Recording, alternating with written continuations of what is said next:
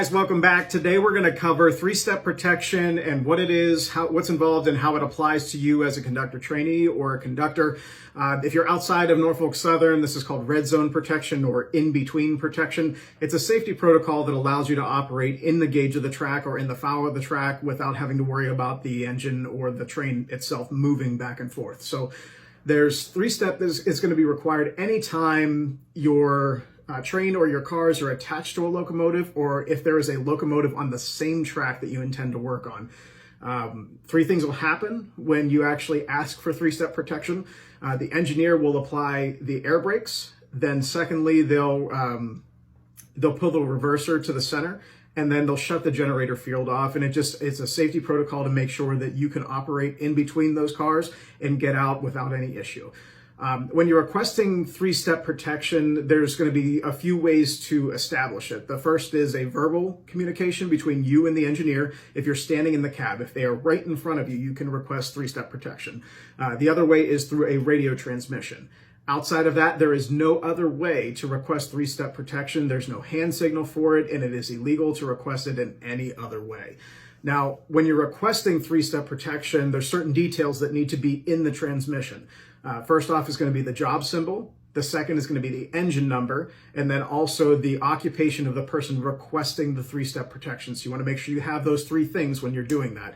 All parties that plan to operate within the gauge of the track or in the foul of the track during that time period need to request protection. So if you're a trainee, realize that not only your conductor has to request three-step protection, but so do you as a trainee. Do not forget that. Also, if there's a utility brakeman on your train, if there's a train master doing a ride-along and they want to get involved and help in between the gauge of the track there, they still need to request three-step protection, and the engineer needs to grant that protection to them before you can enter the gauge of the track. So make sure you remember that.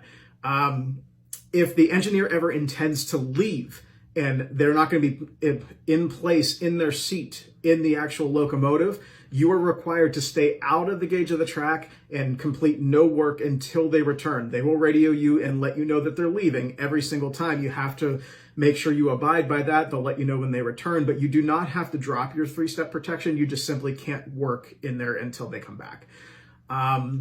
Certain tasks don't require three-step protection. That'll include any task that you can do outside of the gauge of the track. So if you're operating a cut lever to separate your cars, if you are switching, if you're throwing a switch or you're operating a switch, just line a track, you don't need three-step protection in order to do that. The radio transmission itself is going to sound something like this when you're getting started. 17N to NS 5005 requesting three-step protection for Conductor Smith or CT Smith or whoever it is. You'll learn a lot about that during the communications course that you'll take at McDonough, and they'll kind of refine those skills and you'll get to practice a little bit. And it just comes with time. Over time, some of those transmissions shorten a little bit, but those three things still need to be part of the three-step protection. You need to have the job symbol, the engine number, and who is requesting it. Those three things need to remain in there no matter how you say it over the radio. So the engineer will respond and give you approval and let you know that they have granted you three-step protection. You can't just request and start working. You have to wait until they respond and everything has taken place. Hopefully that gives you a little better understanding of three-step protection. If you have any additional questions, please put it in the comments below. I'll get to them as soon as I can. And from now until then, stay safe, make your money, and go home.